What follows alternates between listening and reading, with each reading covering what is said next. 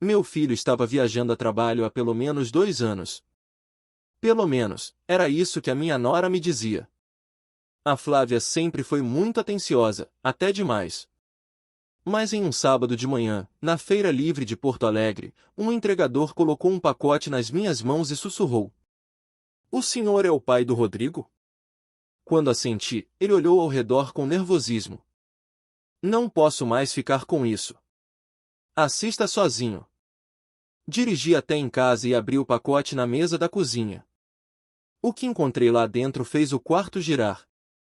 Antes de contar o que havia no pacote, preciso saber de onde você está lendo isso agora e que horas são aí.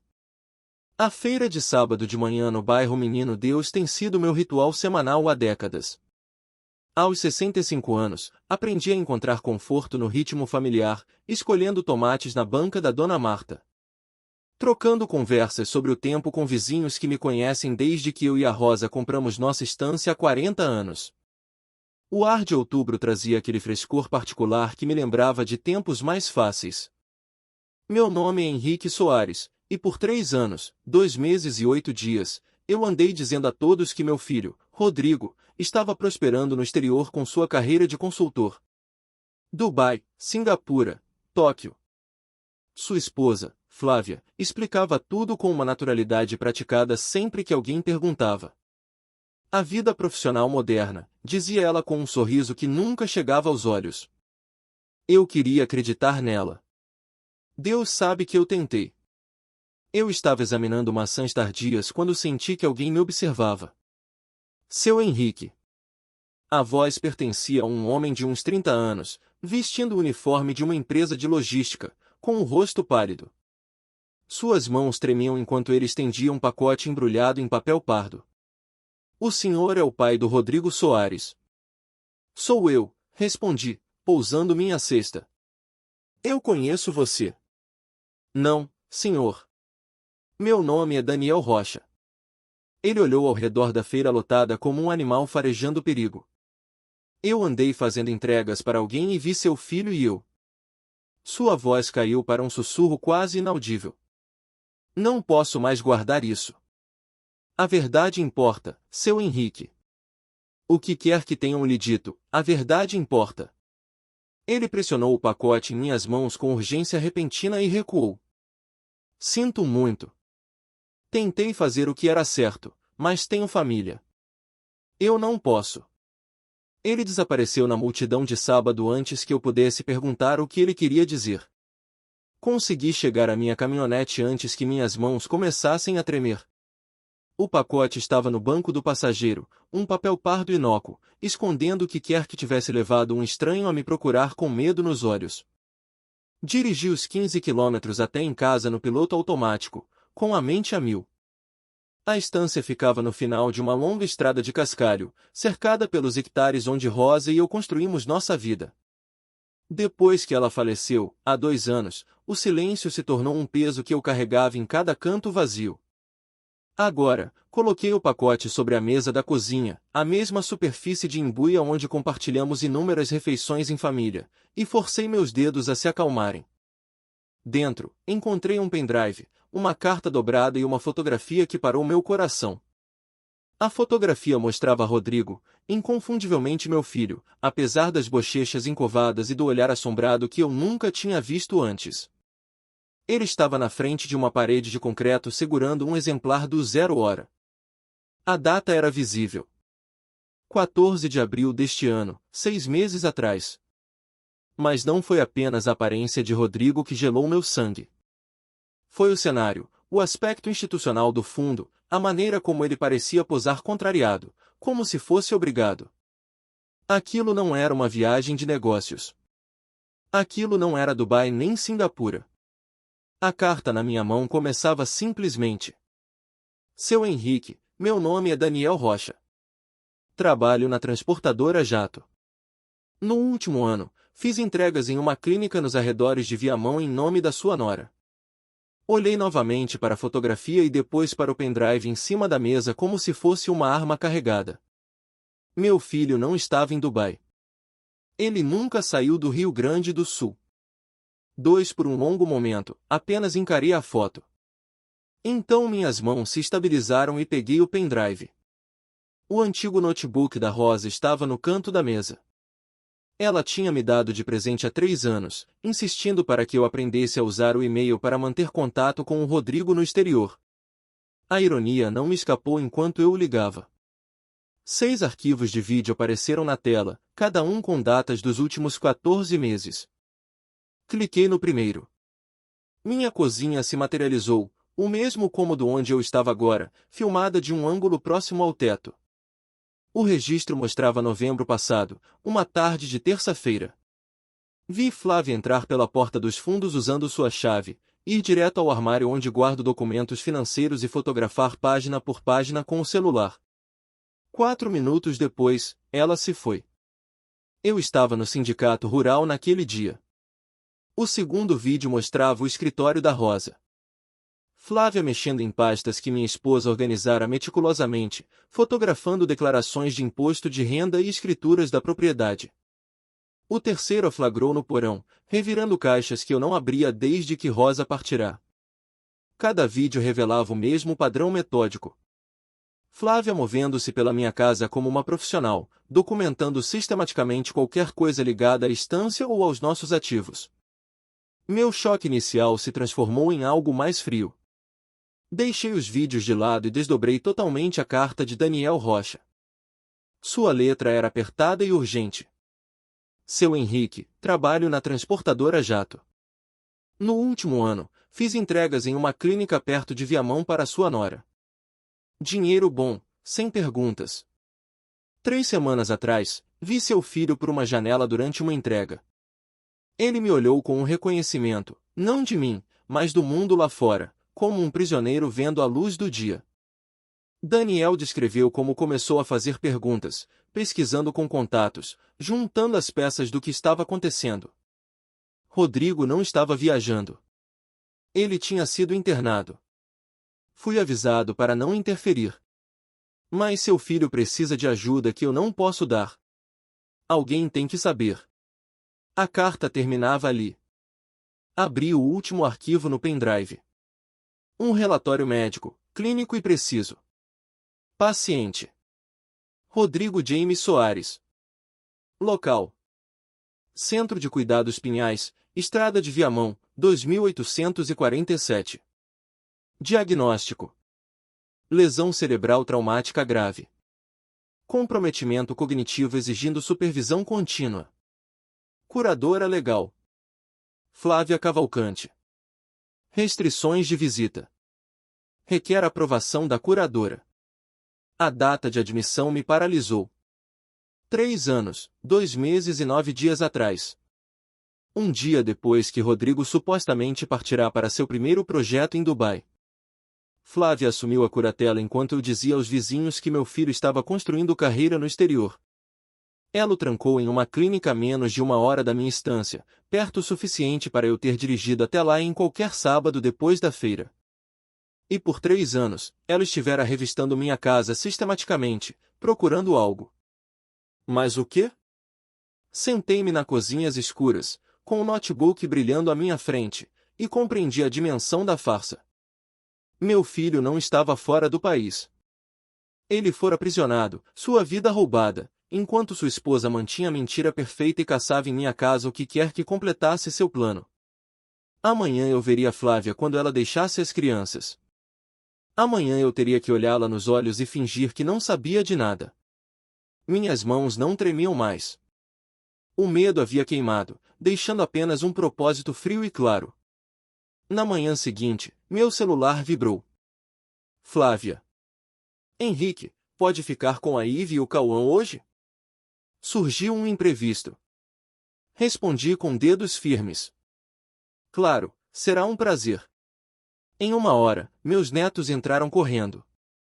Cauã, de 6 anos, agarrou-se às minhas pernas com o carrinho de brinquedo que um dia fora do Rodrigo. Ive, de 8 anos, ficou um pouco atrás, já muito perceptiva, estudando meu rosto com os olhos escuros que herdara do pai. Quem quer fazer biscoitos? Levei-os para a cozinha onde Rosa ensinara a Rodrigo a cozinhar. Cauã falava sem parar, mas Ive permanecia quieta. Vovô, disse ela num sussurro. Quando o papai volta para casa?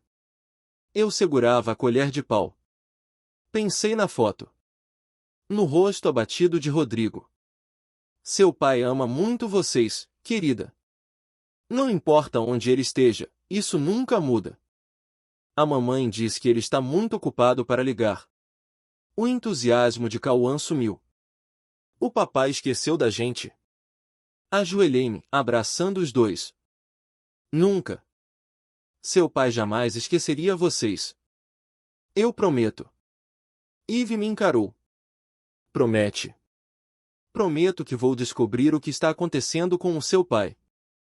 Depois do almoço, eles brincaram no quintal enquanto eu observava da varanda.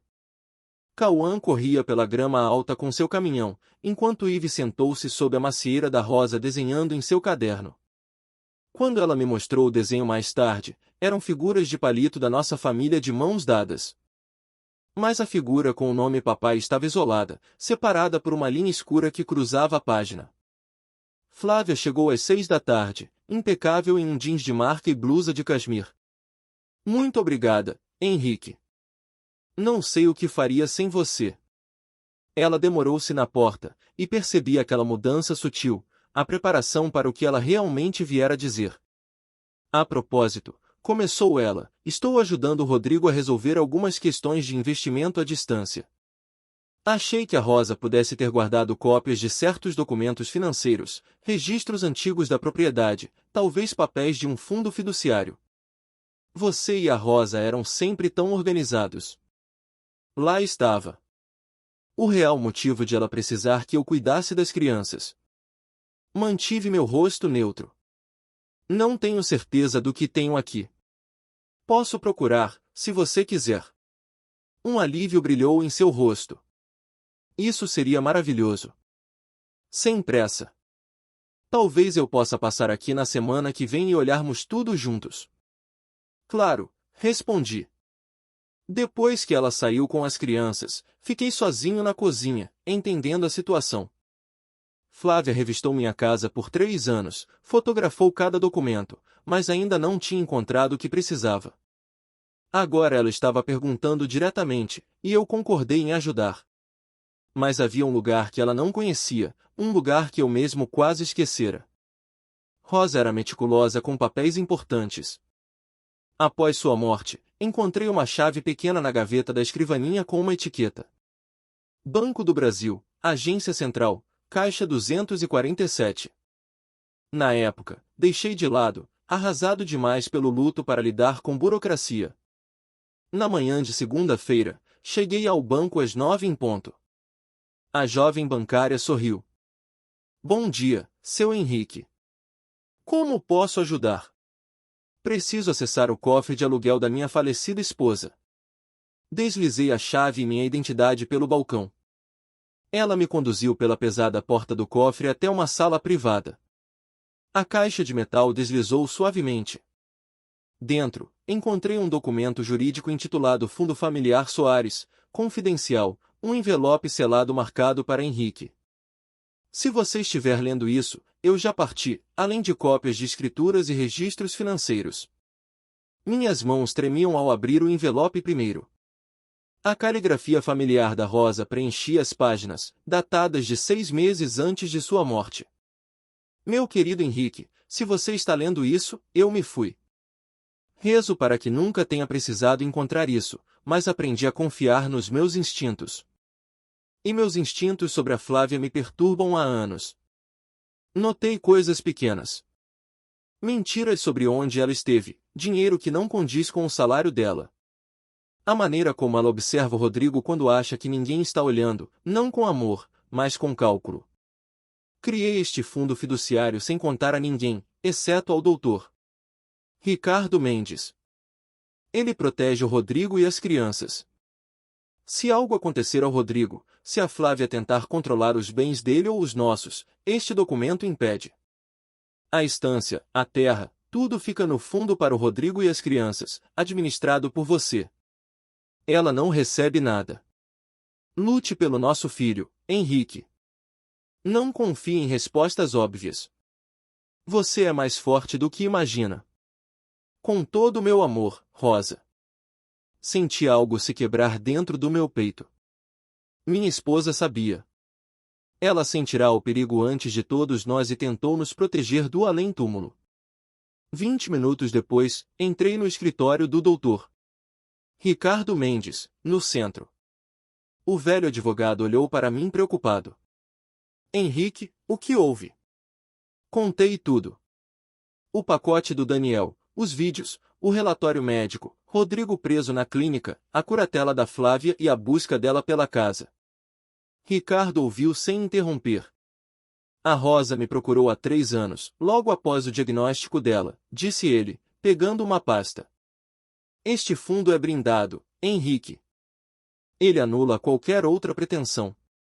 Flávia não tem acesso aos seus bens nem à herança do Rodrigo.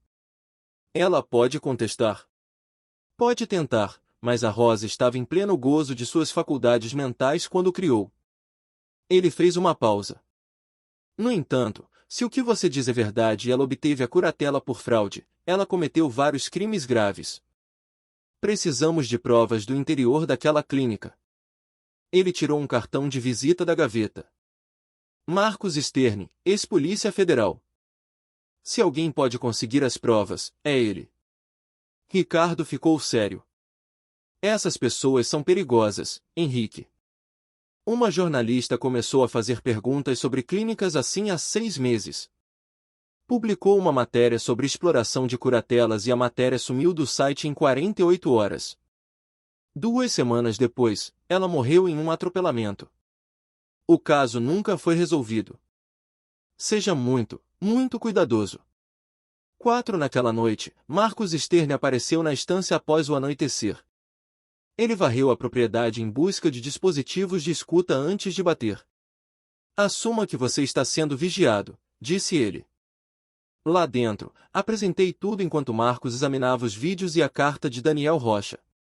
Seu rosto permaneceu impassível até eu mencionar a clínica. Isso é maior que uma fraude familiar, disse ele. Eu conheci a repórter que investigava isso. Se mataram uma jornalista por fazer perguntas, não hesitarão com um estancieiro fazendo o mesmo. Marcos traçou um plano de segurança. Apenas dinheiro vivo para despesas da investigação, nada de conversas por telefone sobre o caso e explicações inocentes para qualquer atividade incomum. Vou começar me infiltrando na Pinhais como um parente procurando vaga. Mas isso leva tempo. Precisamos ser inteligentes. Na manhã seguinte, recebi uma mensagem de um número desconhecido. Pare de fazer perguntas sobre Rodrigo Soares. Este é o seu único aviso. Encaminhei para o Marcos sem responder. À tarde, Flávia apareceu sem avisar. Estava na área. Encontrei uns formulários, apenas autorizações para a coordenação do tratamento do Rodrigo. Pode assinar aqui. Peguei os papéis. Vou pedir para o Ricardo revisar primeiro. O sorriso dela ficou tenso. É apenas papelada padrão, Henrique. Não assino nada sem revisão jurídica. É bom senso, respondi. Algo brilhou no rosto dela, cálculo, talvez raiva, antes da máscara voltar. Liguei para o Ricardo e digitalizei o formulário. Ele retornou em 20 minutos. Não assine. Isso daria aos advogados dela acesso a todo o seu histórico médico, incluindo avaliações psiquiátricas. Eles poderiam manipular qualquer coisa para alegar sua incapacidade. Ela está montando um caso contra mim, eu disse. Receio que seja pior que isso, respondeu Ricardo. Na manhã de quarta-feira, um oficial de justiça entregou um documento. Petição de interdição. Flávia Cavalcante solicitava que o tribunal determinasse que Henrique Soares era incapaz de gerir os próprios negócios devido a esquecimentos crescentes, faltas em consultas e acusações paranoicas contra familiares. Havia declarações de um médico notando que eu parecia distraído, distorcendo meu luto pela Rosa como evidência de declínio mental. A audiência foi marcada para dali a 3 semanas. Se ela vencesse, controlaria tudo. Minha estância, minhas finanças e minha liberdade de lutar pelo Rodrigo. Ela me tornaria exatamente o que fez com meu filho. Um prisioneiro de sua curatela. Ela está tentando fazer comigo o que fez com o Rodrigo, eu disse ao Ricardo por telefone. Ela está acelerando porque está preocupada, ele respondeu. Precisamos de provas sólidas e irrefutáveis de que a curatela do Rodrigo foi fraudulenta, e precisamos rápido. 10 dias antes da audiência, Marcos ligou ao amanhecer. Encontrei alguém lá dentro que quer falar. Às 6 da manhã, uma mulher de uns 30 anos estava na minha cozinha com um pendrive na mão. Paula Norte. Ela trabalhou como enfermeira na Clínica Pinhais por 4 anos, até sua consciência vencer. Não posso testemunhar, disse ela, a voz tensa. Tenho uma filha e vi o que aconteceu com aquela repórter. Mas fiz cópias antes de sair. Ela deslizou o pendrive pela mesa. Rodrigo Soares consta como tendo lesão cerebral grave, mas as anotações do prontuário não batem com o diagnóstico. Suas avaliações cognitivas mostram funções normais. Ele se comunica claramente com a equipe quando nos deixam interagir com ele, o que não é frequente. Por que as restrições? Perguntei. O doutor Fábio West assina tudo que a Flávia pede. Contato mínimo, nada de ligações, recreação limitada. A cobrança é de R$18.500 por mês, mas o nível real de cuidado não chega a R$5.000. O resto some em taxas administrativas. Ela mostrou e-mails impressos entre Flávia e o doutor West. Precisamos manter as restrições necessárias dada a situação da curatela. O contato familiar permanece desaconselhável no momento. Há dezenas de casos como o do Rodrigo lá, disse Paula baixinho. Pessoas que poderiam ir para casa e cujas famílias nem sabem que elas estão ali. É um sistema, seu Henrique. E seu filho foi pego nele. Marcos a acompanhou até a saída. Quando voltou, entregou-me um segundo conjunto de documentos. Fotos que tirou durante um reconhecimento noturno da fachada da Clínica Pinhais, plantas do local e escalas de horários. A Flávia vai organizar uma chamada de vídeo hoje à noite, disse ele. Às 18 horas, entre você, o Rodrigo e os netos. Ela acha que isso a fará parecer bem para a audiência de interdição, a nora dedicada mantendo a família unida. Mas nós vamos observar seu filho com muita atenção. Naquela noite, a sala de estar da Flávia parecia um palco. Eve e Cauã sentaram-se ao meu lado no sofá, limpos e nervosos. A tela do notebook piscou e então o Rodrigo apareceu. Ele parecia mais magro do que na foto do Daniel, cansado, mas seus olhos estavam lúcidos. Oi, pai, disse ele, com a voz rouca, mas firme. Eve e Cauã explodiram em conversas animadas. Rodrigo sorriu para eles, perguntou sobre a escola e sobre a estância. Cada resposta era lúcida, apropriada e presente. Então, seu olhar travou no meu e vi um piscar de olhos deliberado, um leve toque dos dedos contra o peito, uma microexpressão que dizia: Estou aqui. Estou consciente. Preciso que você me veja. Flávia pairava no canto da imagem monitorando tudo. Rodrigo continuou falando com as crianças, mantendo a voz leve, mas seus olhos nunca deixaram os meus. Quando a chamada terminou, sentei-me no silêncio da casa da Flávia e compreendi que meu filho não estava doente. Ele estava encurralado. Na noite de domingo, o doutor Ricardo ligou com a notícia. Daniel Rocha estava morto. Acidente de veículo único na rodovia BR-290, 3 dias após entregar o pacote misterioso. A polícia chamou de cansaço do motorista. Eu sabia a verdade. A audiência agora estava a 9 dias de distância. Tínhamos nossas provas, mas eu também sabia o custo de dizer a verdade e o quão longe alguém iria para enterrá-la. 6 da manhã da audiência chegou fria e cinzenta.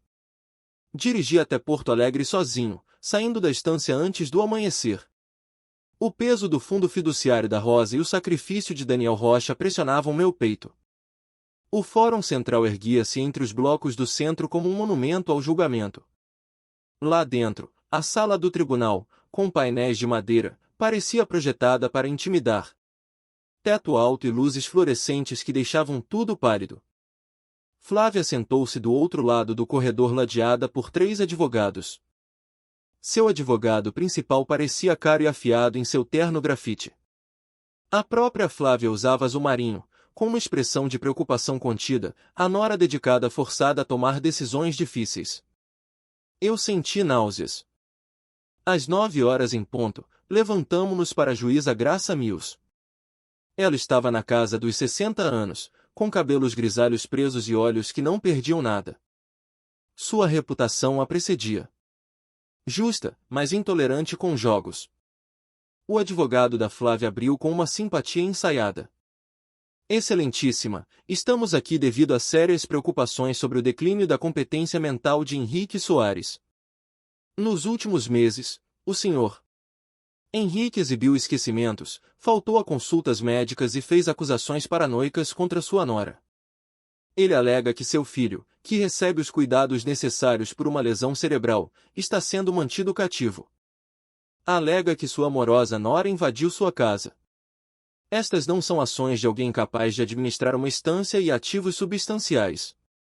Ela apresentou notas médicas e relatórios de incidentes. Ouvi enquanto cada verdade que descobri era distorcida em evidência de delírio. Cada palavra parecia uma facada. O doutor Ricardo levantou-se. Excelentíssima. O senhor Henrique não é incompetente. Ele descobriu uma conspiração criminosa, e a senhora Cavalcante está tentando silenciá-lo da mesma forma que silenciou o filho dele. Objeção. A voz do advogado dela estalou como um chicote. A juíza Mills levantou uma mão. Vou permitir. Continue, doutor Mendes. Ricardo preparou seu notebook com calma deliberada. Excelentíssima, estas são gravações de segurança da residência do Sr. Henrique. O primeiro vídeo preencheu a tela. Novembro passado. Flávia apareceu usando sua própria chave, entrando enquanto eu estava fora em um leilão de gado.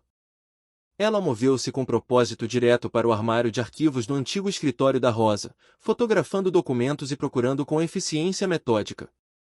O tribunal se agitou. Um segundo vídeo. Data diferente, mesmo padrão. Um terceiro, quarto, 6 vídeos no total abrangendo 14 meses.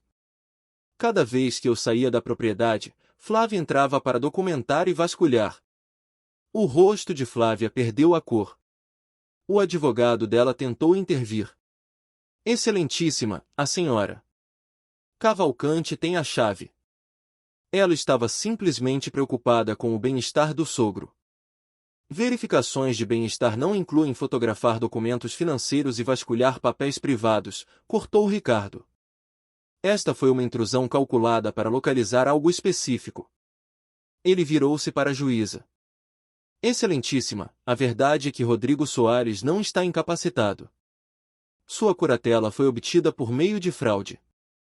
Temos evidências médicas da equipe da clínica de que ele está totalmente lúcido e tenta contato com a família há meses.